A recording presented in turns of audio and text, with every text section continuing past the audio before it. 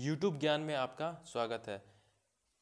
इस वीडियो में हम अर्थव्यवस्था के एक प्रश्न को देखेंगे और एक अच्छा उत्तर लिखने की कोशिश करेंगे। प्रश्न है, राष्ट्रीय आय की प्रारंभिक अवधारणा की व्याख्या करते हुए इसकी गणना विधियों की विस्तार से चर्चा करें। तो एक अच्छा उत्तर लिखने के लिए यह बहुत ज़रूरी है कि पहले हम प्रश्न को सही तरीके से समझें और इसे कई खंडों में विभाजित करें। तो सबसे पहले कीवर्ड है हमारा राष्ट्रीय आय। ठीक है, तो राष्ट्रीय आय को हम बताएंगे और राष्ट्रीय आय की परिभाषा देंगे कि राष्ट्रीय आय क्या होती है। उसके बाद है प्रारंभिक अवधारणा। प्रारंभिक अवधारणा के तहत हम यह बात करेंगे कि भारत में इसकी शुरुआत कैसे हुई। उसके बाद है गणना विधियों की विस्तार से चर्चा करें।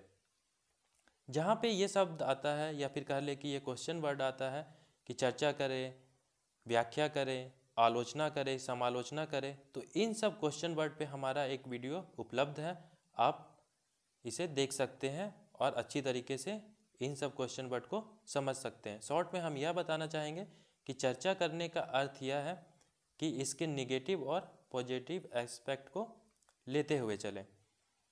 शुरू करते हैं राष्ट्रीय आय से। तो राष्ट्रीय आय का तात्पर्य किसी भी देश की अर्थव्यवस्था द्वारा एक निश्चित वर्ष में उत्पादित अंतिम वस्तुओं एवं सेवाओं के कुल मौद्रिक मूल्य से होता है। इसमें विदेशों से अर्जित शुद्ध आय भी शामिल होते हैं। भारत में राष्ट्रीय आय को मापने के लिए वित्त वर्ष 1 अप्रैल से 31 मार्च तक माना जाता है। उसके बाद हम प्रारंभिक अवधारणा को देखेंगे।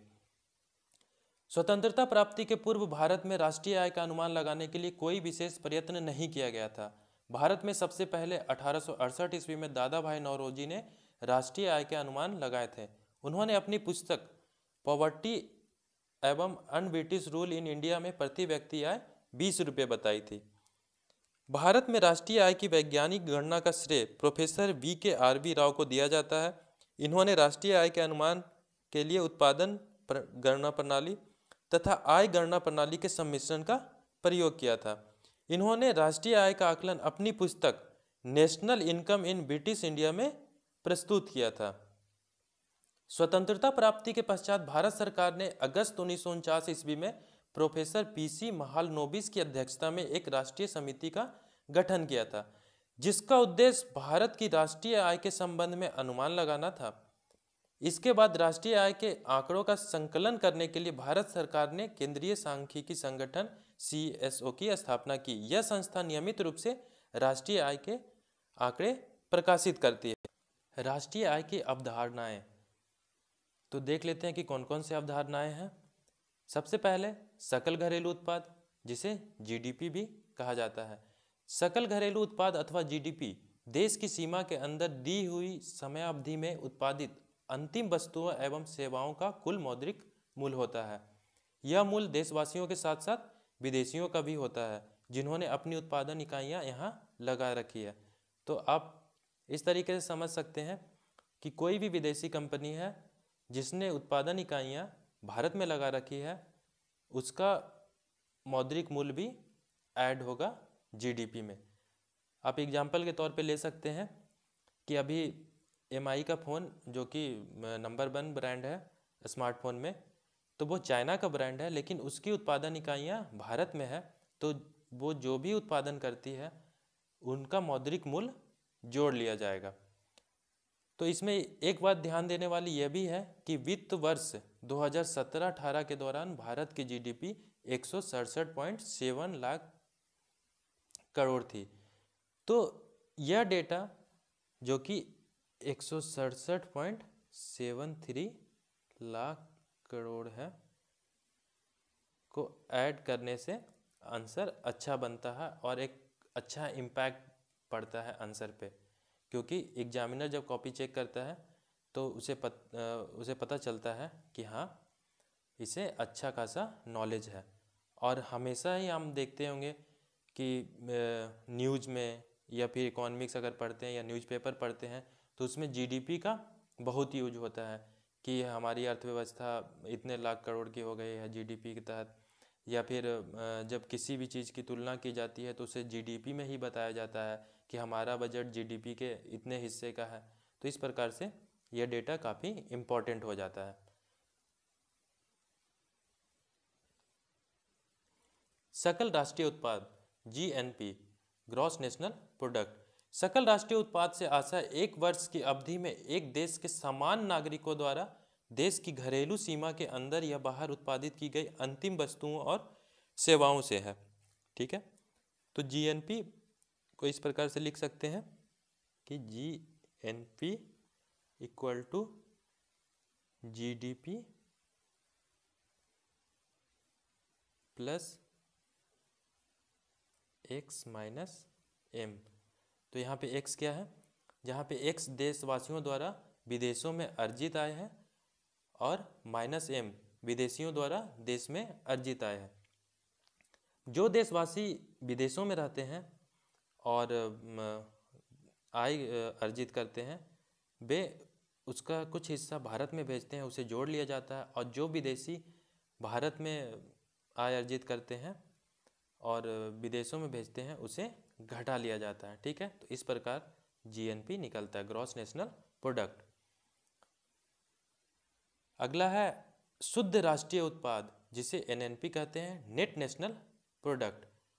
तो GNP जिसे हमने अभी देखा था, GNP से मूल्य ह्रास को घटाकर शुद्ध राष्ट्रीय उत्पाद प्राप्त किया जाता है। तो NNP इक्वल टू हो जाएगा GNP माइनस डेप्रीसिएशन। ठीक है, तो मूल्य ह्रास को घटा लेंगे तो शुद्ध राष्ट्रीय उत्पाद प्राप्त हो जाएगा। अगला है शुद्ध घरेलू उत्पाद। तो शुद्ध घरेलू उत्पाद नेट डोमेस्टिक प्रोडक्ट, किसी भी अर्थव्यवस्था का वह GDP है जिसमें एक वर्ष के दौरान होने वाली मूल्य कटौती को घटाकर प्राप्त किया जाता है, क्योंकि उपयोग के दौरान उसके मूल्य में कमी हो जाती है। इसमें मूल्य कटौती की दर सरकार निर्धारित करती है। भारत में यह फैसला केंद्रीय वाणिज्य एवं उद्योग मंत्रालय करता है। तो इस प्रकार से NDP का फॉर्मूला हो जाएगा NDP equal to GDP minus मूल्य ह्रास, दैट मीन्स कि डेप्रीसिएशन। ठीक है, तो GDP में अगर डेप्रीसिएशन को घटा देंगे तो हमें NDP प्राप्त हो जाएगा। उसके बाद है सकल राज्य घरेलू उत्पाद, क्योंकि यह राज्य से संबंधित है और इसकी अवधारणाओं के तहत इसकी चर्चा करेंगे। तो GSDP एक आर्थिक संकेतक है जो राज्य के कुल उत्पादन को मापता है। राज्य के प्रत्येक व्यक्ति और उद्योग द्वारा किया गया उत्पादन भी इसमें शामिल होता है। GSDP सामान्यतः किसी राज्य के जीवन स्तर और अर्थव्यवस्था की समृद्धि का सूचक माना जाता है। तो GSDP निकालने का मुख्य उद्देश्य ये होता है कि हमें उस राज्य के बारे में एक पूरी जानकारी प्राप्त होती है। अगला है शुद्ध राज्य घरेलू उत्पाद। ठीक है, तो जिस प्रकार से राष्ट्रीय उत्पाद निकालते थे उसी प्रकार से शुद्ध राज्य घरेलू उत्पाद को निकालेंगे। तो GSDP में से मूल्य ह्रास को घटाकर NSDP प्राप्त किया जाता है। तो NSDP इक्वल टू हो जाएगा GSDP माइनस डेप्रीसिएशन। अगला है वितरित शुल्क भुगतान। तो वितरित शुल्क भुगतान एक तरह का लेन देन है जहां विक्रेता की पूरी जिम्मेदारी होती है जब तक माल या उत्पाद खरीदार तक नहीं पहुंच जाता है। विक्रेता किसी उत्पाद के परिवहन के साथ जुड़े कुल लागतों का भी भुगतान करता है।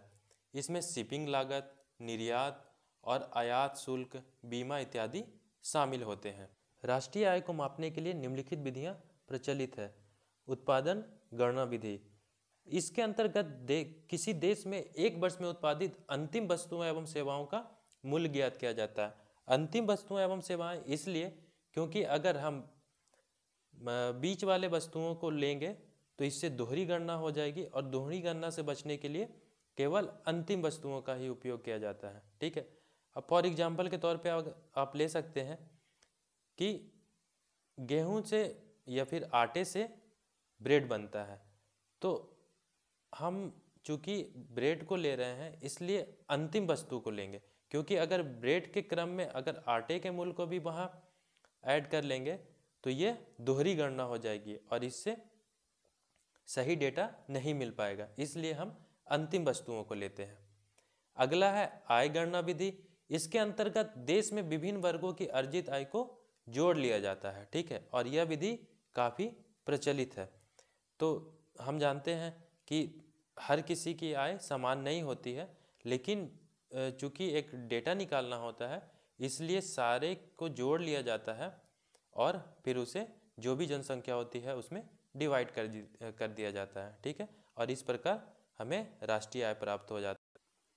अगला है व्यय गणना विधि। इसके अनुसार राष्ट्रीय आय की गणना करने के लिए कुल उपभोग एवं कुल बचत का अनुमान लगाया जाता है। इन दोनों का कुल योग ही राष्ट्रीय आय कहलाता है। अगला है सामाजिक लेखांकन विधि और उसके बाद है हरित लेखांकन विधि। ये दोनों विधियां अभी प्रचलित में नहीं है और ये दोनों विधियां नहीं है। चूँकि हमें आंसर लिखना है और एक अच्छा आंसर तैयार करना है तो इन दोनों के बारे में भी विस्तार से देखेंगे। तो सामाजिक लेखांकन विधि के तहत इस विधि का प्रतिपादन कैम्ब्रिज विश्वविद्यालय के अर्थशास्त्री प्रोफेसर रिचर्ड स्टोन द्वारा किया गया था। इस विधि में संपूर्ण समाज में लेन देन करने वालों को विभिन्न वर्गों में बांट दिया जाता है। ये वर्ग उत्पादक, व्यापारी, अंतिम उपभोक्ता आदि के रूप में होते हैं और यह विधि राष्ट्रीय आय गणना करने की नवीनतम विधि है, जैसा कि हम बता चुके। अगला है हरित लेखांकन विधि। यह सबसे नवीनतम विधि है जिसमें हम उन संपत्तियों को शामिल करते हैं जो प्रदूषण तथा अपशिष्ट के लिए एक सिंक का काम करते हैं और जीवन के लिए सहायक होते हैं। इसमें हरित जीडीपी या पोषण आधारित जीडीपी की बात होती है। तो चूंकि हम जानते हैं कि अभी पर्यावरण इन्वायरमेंट का महत्व कितना बढ़ गया है और इससे लेकर कितने कंसर्न दिखाए जा रहे हैं पूरे विश्व में। तो इस विधि को पियर्स एवं वाफेड ने सबसे पहले विकसित की थी, जिसके अनुसार संपूर्ण पूंजी संपत्ति के अंतर्गत मानवीय पूंजी तथा पर्यावरण पूंजी को सम्मिलित किया जाता है। ग्रीन जीएनपी की अवधारणा का विकास इसी से हुआ है। इसके अनुसार निश्चित अवधि में प्रति व्यक्ति उत्पादित संपदा की वह मात्रा है जिसे देश की प्राकृतिक संपदा को स्थिर रखते हुए प्राप्त किया जा सकता है। इसका मूल्यांकन प्रत्येक 10 वर्ष बाद किया जाता है, ठीक है। तो इस प्रकार डिटेल में लिखते हुए हम एक लॉन्ग आंसर तैयार करेंगे, क्योंकि क्वेश्चन के प्रारूप को हम नहीं जानते हैं कि क्वेश्चन लॉन्ग फॉर्म में आएगा या शॉर्ट फॉर्म में, ठीक है। अगर शॉर्ट फॉर्म में आता है तो हर कीवर्ड से रिलेटेड आएगा, जैसे जीडीपी, जीएनपी, एनएनपी, ठीक है, या फिर राष्ट्रीय आय क्या होते हैं। तो इस तरीके से अगर हमारा एक लॉन्ग आंसर तैयार रहेगा तो हम इसे किसी भी रूप में लिख सकते हैं, ठीक है। तो इसी के साथ हम यह वीडियो समाप्त करते हैं। अगर आप हमारे इस वीडियो या किसी भी वीडियो का पीडीएफ प्राप्त करना चाहते हैं तो डिस्क्रिप्शन बॉक्स से हमारे यूट्यूब चैनल जो कि टेलीग्राम पे है ज्वाइन कर सकते हैं। वहाँ पे हर दिन मेंस से रिलेटेड क्वेश्चन भी प्रोवाइड करवाया जाता है, ठीक है, और कुछ जो स्टडी मटेरियल्स होते हैं जो इम्पोर्टेंट होते हैं वो भी प्रोवाइड करवाया जाता है। तो आप हमारे टेलीग्राम चैनल को ज्वाइन करें और वहाँ से अपडेट रह सकते हैं, ठीक है। यह वीडियो आपको कैसा लगा प्लीज़ कमेंट करके हमें बताएं, या फिर आपको किसी भी टॉपिक पे वीडियो चाहिए तो आप कमेंट करके उस टॉपिक के बारे में बता सकते हैं। हम उस पर वीडियो प्रोवाइड करने की पूरी कोशिश करेंगे। Thank you. अगर आपको यह वीडियो पसंद आया तो लाइक करें, अपने दोस्तों के साथ शेयर करें, साथ ही सब्सक्राइब करते हुए बेल आइकन भी दबा लें। Thank you.